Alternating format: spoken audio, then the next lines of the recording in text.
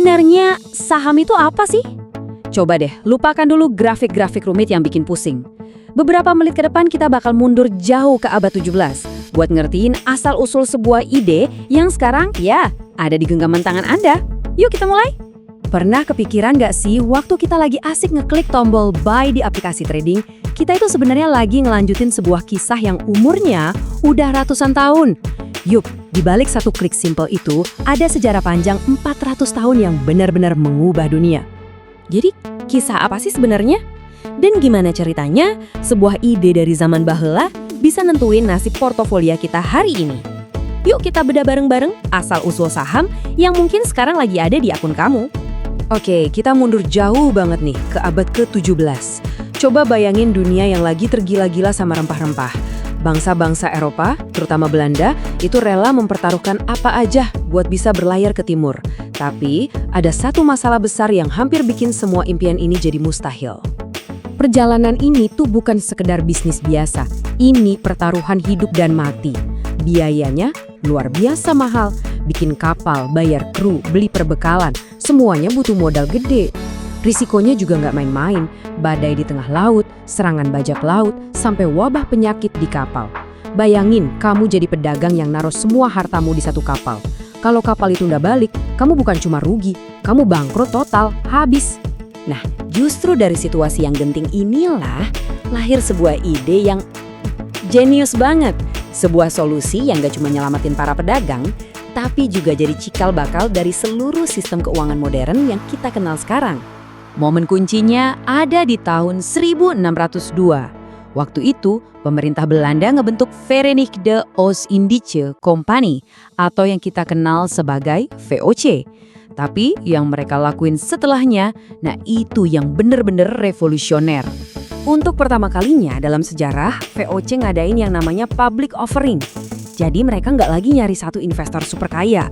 Malah mereka ngajak siapa aja, mau itu pelayan, petani, sampai bangsawan, buat ikutan modalin ekspedisi ini. Terus imbalannya apa?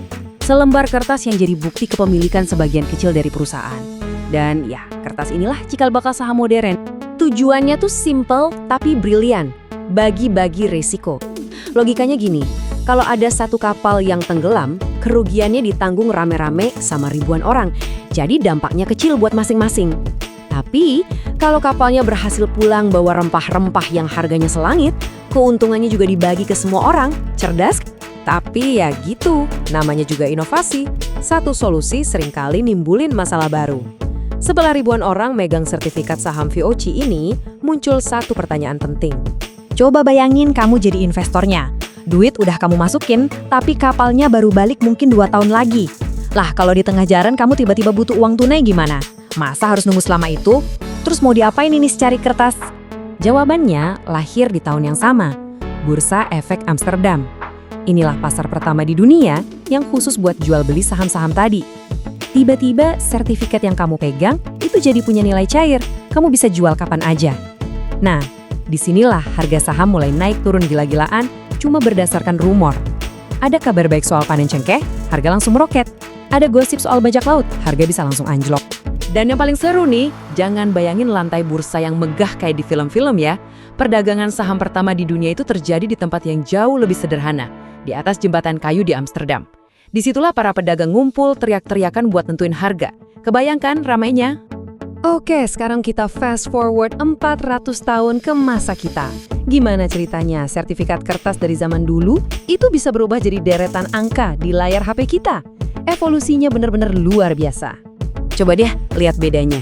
Dulu bukti kepemilikan itu ya sertifikat fisik ini, namanya warkat. Kelihatannya sih keren, tapi risikonya gede. Kalau hilang atau kebakar, ya udah, bukti kepemilikan kamu lenyap gitu aja. Nah, sekarang semuanya udah scriptless alias tanpa warkat. Kepemilikan kamu tercatat aman secara digital di lembaga kayak KSEI. Jauh lebih praktis dan pastinya lebih aman. Inilah lompatan teknologinya. Dari selembar kertas yang harus kamu simpen baik-baik di berangkas, jadi data digital yang bisa kamu perjualbelikan dalam hitungan detik langsung dari genggaman tangan kamu. Esensinya tetap sama, yaitu kepemilikan, tapi wujudnya udah berevolusi total. Oke, jadi setelah napak tilas 400 tahun ini, apa sih pelajaran paling penting yang bisa kita ambil sebagai investor zaman now? Ada satu pola pikir fundamental yang ternyata nggak pernah berubah. Pada dasarnya, saham itu adalah semangat gotong royong versi modern. Sama kayak warga Belanda dulu patungan buat modalin ekspedisi VOC, sekarang pas kita beli saham, kita itu sebenarnya lagi ikut modalin sebuah bisnis biar bisa tumbuh. Dan kalau bisnisnya sukses, kita juga ikut nikmatin hasilnya. Simple kan? Jadi, lain kali kamu lihat portofolio kamu lagi hijau atau merah, ingat ini ya, di balik angka-angka itu ada bukti kepemilikan yang nyata di sebuah perusahaan. Sebuah sertifikat digital yang semangatnya itu sama persis kayak yang dipegang sama pedagang di Amsterdam 400 tahun yang lalu.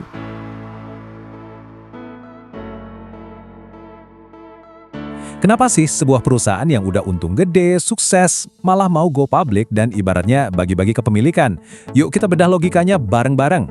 Iya kan? Coba deh bayangin, kalau kamu punya bisnis yang udah sukses banget, untungnya luar biasa, ngapain juga bagi-bagi kuenya ke orang lain? Kenapa nggak dinikmatin sendiri aja? Nah, ini dia nih, teka-teki yang bakal kita pecahin hari ini. Biar gampang ngertinya, kita pakai analogi aja ya. Bayangin, kamu itu pemilik kedai kopi yang lagi hits banget. Antriannya panjangnya bukan main setiap hari, untungnya wah jangan ditanya. Terus, kamu punya mimpi besar, buka 1000 cabang di seluruh Indonesia. Keren kan? Tapi ada satu masalah, duitnya dari mana? Nah, dari sinilah cerita kita mulai.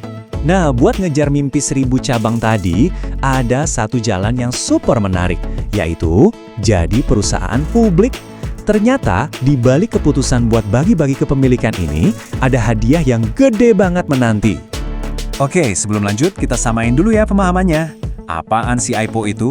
Singkatnya, Initial Public Offering atau IPO itu adalah momen perdana sebuah perusahaan swasta yang tadinya cuma milik pribadi atau segelintir orang, akhirnya membuka diri dan menjual sahamnya ke publik.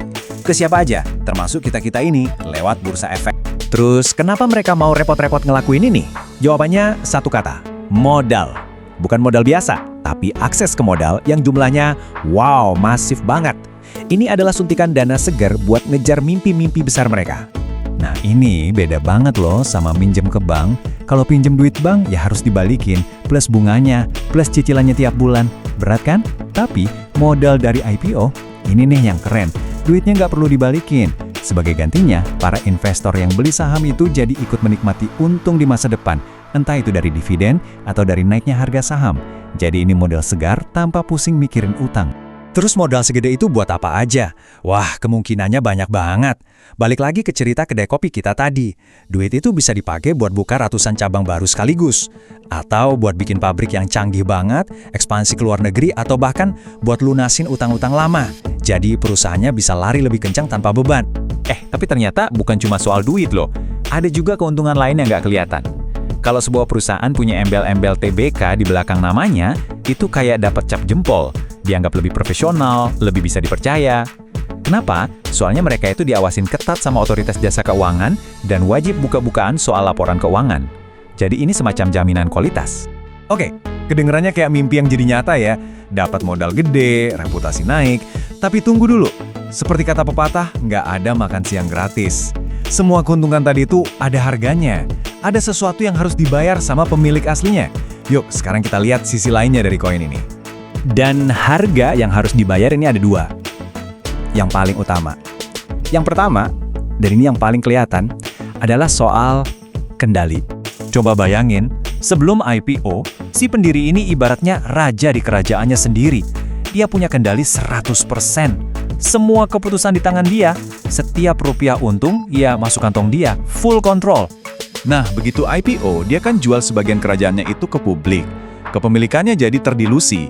Mungkin dari yang tadinya 100%, sekarang jadi tinggal 60%.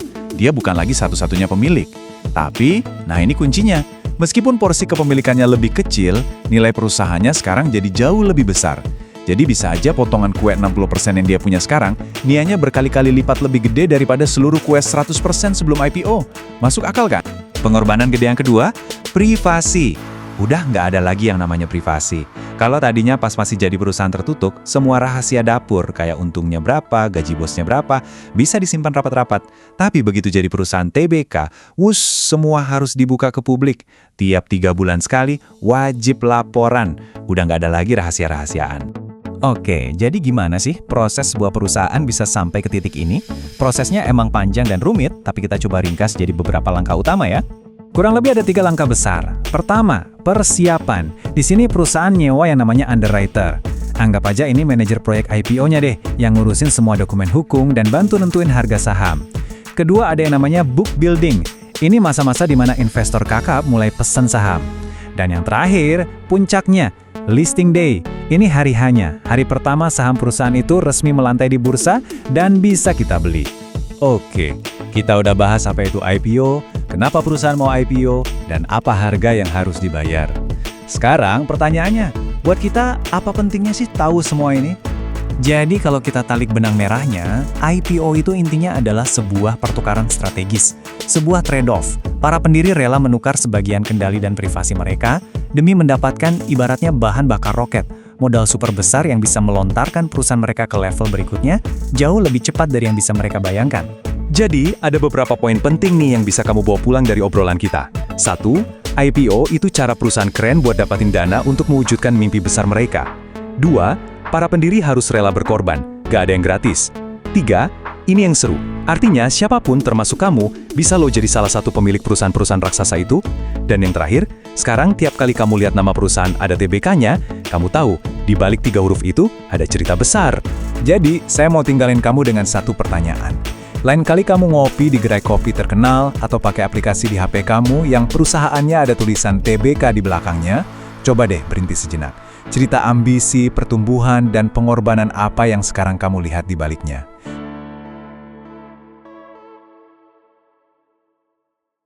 Kalau saya bilang beli saham, apa sih yang ada di pikiran Anda? Mungkin angka hijau dan merah yang gerak-gerak di layar kan? Tapi pernah nggak berhenti sejenak dan bertanya, apa sih yang sebenarnya kita beli di balik angka-angka itu? Coba deh, lupain dulu grafiknya sejenak, karena kita akan bongkar apa arti kepemilikan saham yang sesungguhnya. Oke, supaya gampang pahamnya, kita lupain dulu gedung bursa efek yang megah dan istilah-istilah yang rumit. Kita akan mulai dari tempat yang jauh lebih sederhana, lebih akrab, dan mungkin lebih lezat. Kita mulai dari sebuah warung bakso. Coba bayangin ya, teman baik Anda punya warung bakso yang ramenya luar biasa. Tahu kan, tipe warung yang antriannya sampai ke ujung jalan? Nah, dia punya mimpi besar mau buka cabang. Tapi, ya selalu ada tapinya kan? Ada satu masalah besar yang ngeganjel. Dan masalahnya itu adalah sesuatu yang sangat nyata. Dia butuh modal. Butuh uang tunai buat sewa tempat baru, buat beli peralatan, buat gaji karyawan. Nah, disinilah peran Anda dimulai. Anda melihat sesuatu yang mungkin nggak dilihat orang lain. Potensi yang gede banget. Anda percaya sama teman Anda, percaya sama resep baksonya yang juara. Jadi, Anda ambil langkah. Anda suntikkan modal, misalnya aja 50 juta rupiah. Untuk mewujudkan mimpi itu bareng-bareng. Tapi, ini poin pentingnya. Uang itu bukan pinjaman loh. Sebagai gantinya, Anda mendapatkan sesuatu yang jauh lebih fundamental. Kepemilikan. Anda bukan lagi sekedar teman yang mendukung dari luar. Anda sekarang adalah pemilik. Ya, pemilik sah 25% dari seluruh bisnis bakso itu. Percaya atau enggak, kesepakatan sederhana di warung bakso tadi itu adalah cetak biru untuk memahami seluruh pasar saham. Prinsipnya sama persis. Sekarang, mari kita tarik garis lurus dari warung bakso ke bursa efek. Tindakan yang baru aja Anda lakukan, menukar modal dengan kepemilikan, pada intinya adalah hal yang sama persis dengan apa yang terjadi setiap detik di bursa efek. Yang beda cuma skalanya aja. Jadi, saham itu apa sih? Sederhananya gini deh, lupain grafiknya sejenak. Anggap aja saham itu kayak sertifikat kepemilikan. Selembar bukti hukum yang secara resmi bilang, "Hei, saya ini salah satu pemilik dari bisnis ini loh." Nah, perbedaan utamanya tentu aja skala. Anda bukan punya 25% dari satu warung, tapi mungkin cuma punya 0,0001% dari bank raksasa atau perusahaan teknologi global. Pecahannya emang kecil banget, tapi prinsip dasarnya sama persis. Anda adalah seorang pemilik. Dan menjadi pemilik itu artinya Anda bukan penonton pasif. Anda punya hak. Hak-hak yang beneran ada dan dilindungi oleh hukum. Ini bukan sekedar formalitas, ini adalah kekuatan Anda sebagai pemegang saham. Setidaknya ada 3 hak utama.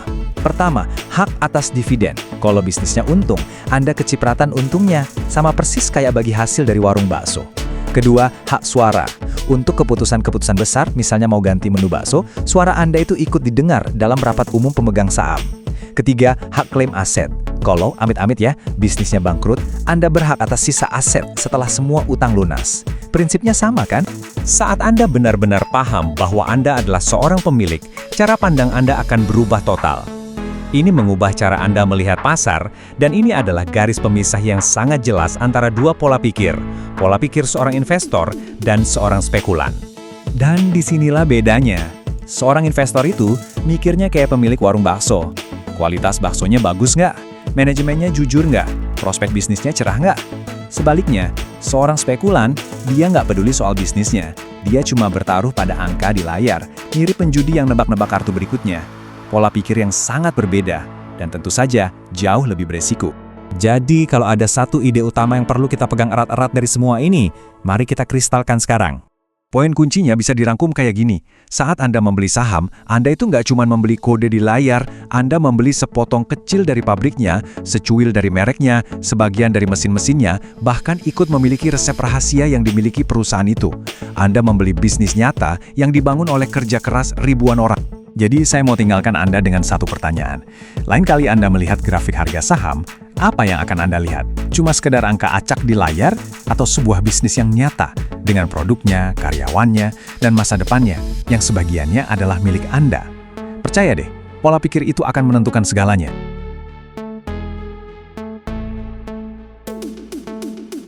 Pernah nggak sih Anda mikir kalau uang yang Anda simpan itu ternyata punya kekuatan super?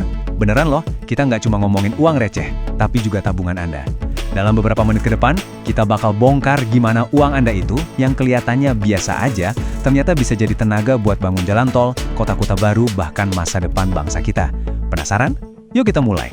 Kedengarannya kayak ide yang gede banget ya, mungkin mustahil gitu. Tapi pertanyaan ini bukan cuma khayalan loh. Ini bener-bener inti dari obrolan kita kali ini. Gimana caranya keputusan finansial kecil-kecilan yang Anda buat tiap hari ternyata bisa jadi pemicu perubahan besar buat satu negara. Keren kan? Oke, sekarang kita bedah ya konsepnya. Kita mulai dari yang paling dasar dulu. Uang Anda itu adalah bibit dari kekuatan ekonomi negara kita.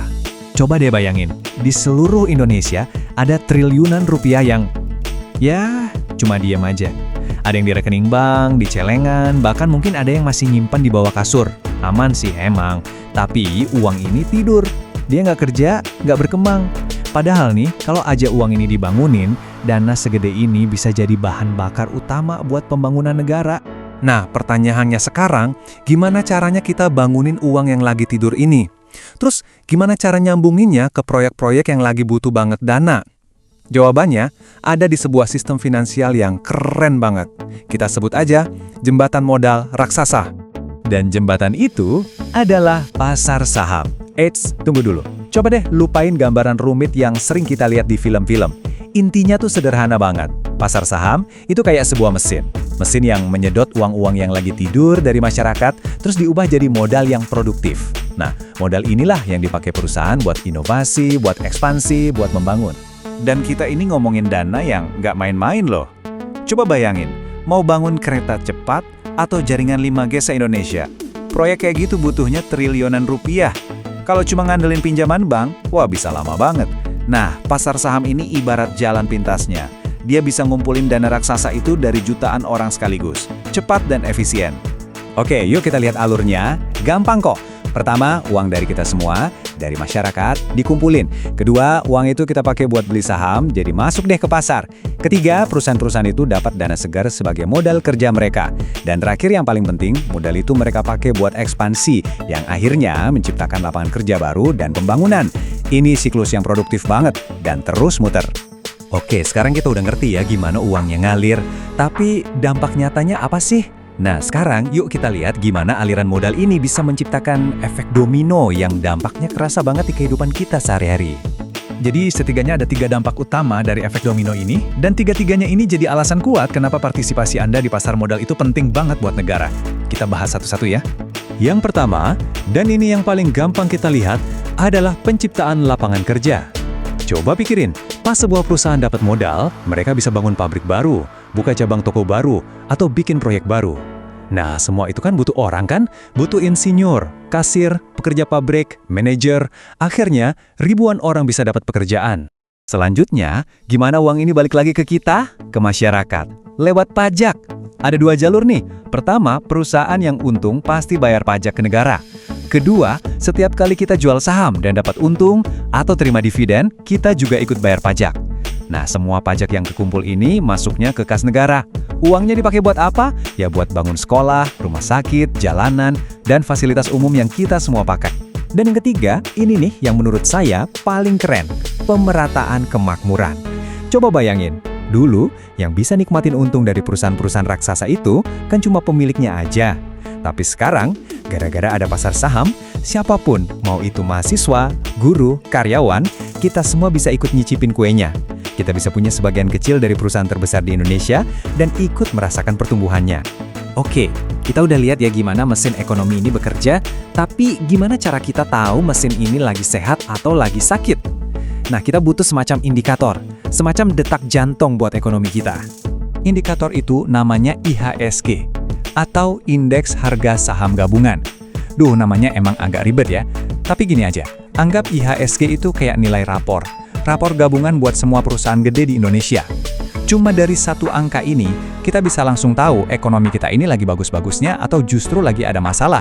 Cara bacanya gampang banget. Kalau IHSG-nya naik, warnanya hijau. Itu artinya para investor lagi optimis. Mereka yakin ekonomi bakal membaik dan perusahaan bakal untung. Sebaliknya, kalau IHSG-nya turun, warnanya merah, berarti ada rasa khawatir di pasar. Bisa jadi karena situasi politik nggak menentu atau ada berita ekonomi jelek. Jadi, IHSG ini benar-benar cerminan dari perasaan kita semua secara kolektif. Nah, setelah kita paham semua ini, mulai dari konsep uang tidur sampai detak jantung ekonomi, kita sampai di bagian paling penting, yaitu tentang peran Anda dalam semua ini. Poin utamanya ya ini, Anda itu bukan cuma penonton, Anda adalah pemain, partisipan aktif dalam kemajuan ekonomi negara kita. Setiap rupiah yang Anda putuskan untuk investasikan, itu ibarat satu suara, satu dorongan buat ekonomi kita maju. Jadi, ini bukan cuma soal cari untung pribadi, jauh lebih besar dari itu. Waktu Anda berinvestasi di perusahaan-perusahaan lokal, Anda itu sebenarnya lagi ikut nyusun satu bata buat membangun fondasi ekonomi bangsa. Anda ikut mendanai inovasi, teknologi, dan masa depan Indonesia. Nah, sekarang Anda udah tahu kan, ada kekuatan tersembunyi di dalam uang Anda. Jadi pertanyaannya udah bukan lagi, emangnya uang saya bisa bikin perubahan? Tapi pertanyaannya jadi, perubahan seperti apa yang mau saya ciptakan? Peran apa yang bakal Anda pilih buat ikut membangun ekonomi bangsa ini? Jawabannya ada di tangan Anda sendiri.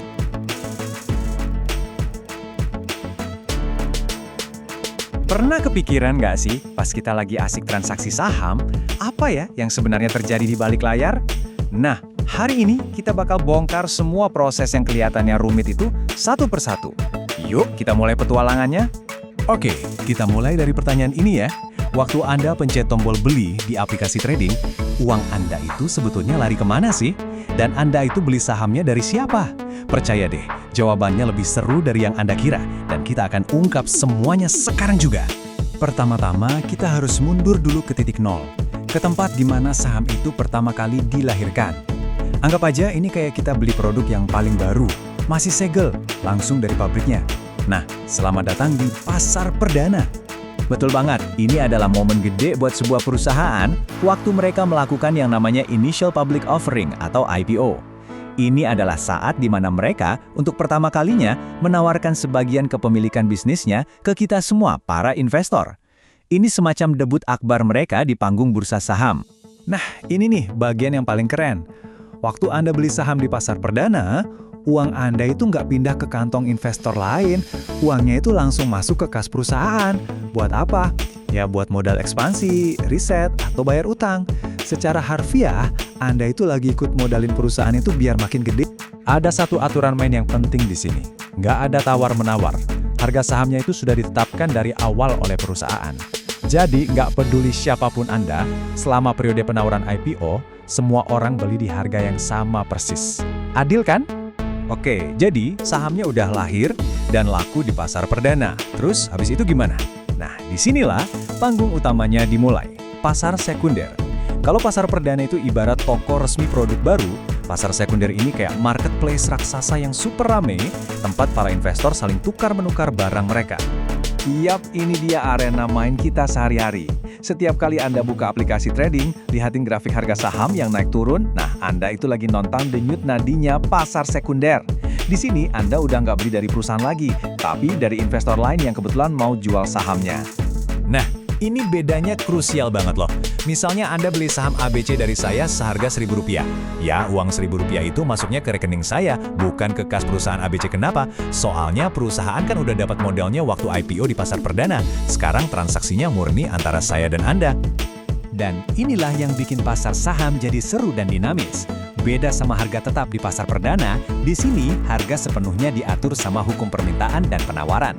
Kalau banyak yang mau beli tapi sedikit yang jual, harganya pasti kedorong naik. Sebaliknya, kalau yang jual lebih banyak, ya harganya turun. Ini pertarungan sengit setiap detiknya.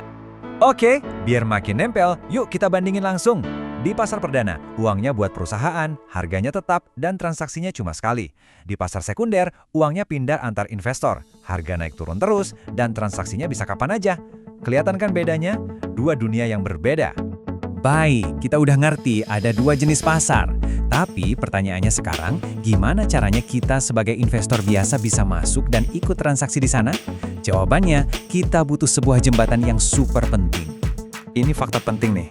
Kita, sebagai investor retail, nggak bisa gitu aja datang ke gedung Bursa Efek Indonesia, ketok pintu terus bilang, "Permisi Pak, mau beli saham Telkom 1 lot dong." Wah, nggak bisa. Sistemnya nggak gitu. Ada semacam gerbang eksklusif antara kita dan pasar. Dan inilah solusinya. Untuk ngelewatin gerbang itu, kita butuh perantara resmi yang punya akses langsung ke sistem bursa. Perantara inilah yang kita sebut sebagai perusahaan sekuritas atau broker. Merekalah jembatan kita. Jadi aplikasi trading keren yang ada di HP Anda itu sebetulnya adalah gerbang yang disediain sama perusahaan sekuritas. Pas Anda masukin perintah beli atau jual, aplikasi itu langsung nurusin instruksi Anda ke sistem mereka yang kemudian dieksekusi langsung di Bursa Efek. Mereka itu ibaratnya kurir super kilat dan terpercaya Anda di jantung pasar modal. Oke, setelah kita paham semua komponennya, ada pasar perdana, pasar sekunder, dan peran sekuritas, sekarang yuk kita sambungin semua titiknya jadi satu alur yang utuh. Kita akan lacak perjalanan transaksi Anda dari awal sampai akhir. Begini nih proses lengkapnya yang terjadi cuma dalam hitungan detik. Pertama, Anda buka aplikasi. Kedua, Anda masukin order beli di pasar sekunder. Ketiga, perintah Anda langsung melesat lewat internet ke sekuritas yang langsung meneruskannya ke sistem Bursa Efek. Keempat, sistem canggih di bursa nemuin penjual yang cocok, transaksinya terjadi dan jereng, saham itu resmi jadi milik Anda. Cepet banget kan? Jadi, kesimpulan utamanya simpel banget sebetulnya. Ada sebuah jalur yang sangat jelas dan teratur. Dari Anda sebagai investor, lewat jembatan wajib yaitu perusahaan sekuritas yang menghubungkan Anda langsung ke pusat aksinya yaitu Bursa Efek. Ini bukan sistem yang acak-acakan, tapi sebuah mesin raksasa yang bekerja dengan presisi tinggi. Nah, dengan memahami seluruh mesin yang bekerja di balik layar ini, Anda sekarang udah naik level. Anda bukan lagi sekedar pengguna aplikasi, tapi seorang investor yang paham betul kemana uang Anda pergi dan gimana prosesnya bekerja. Pertanyaannya sekarang, dengan bekal pemahaman baru ini, apa langkah cerdas selanjutnya yang akan Anda ambil di pasar?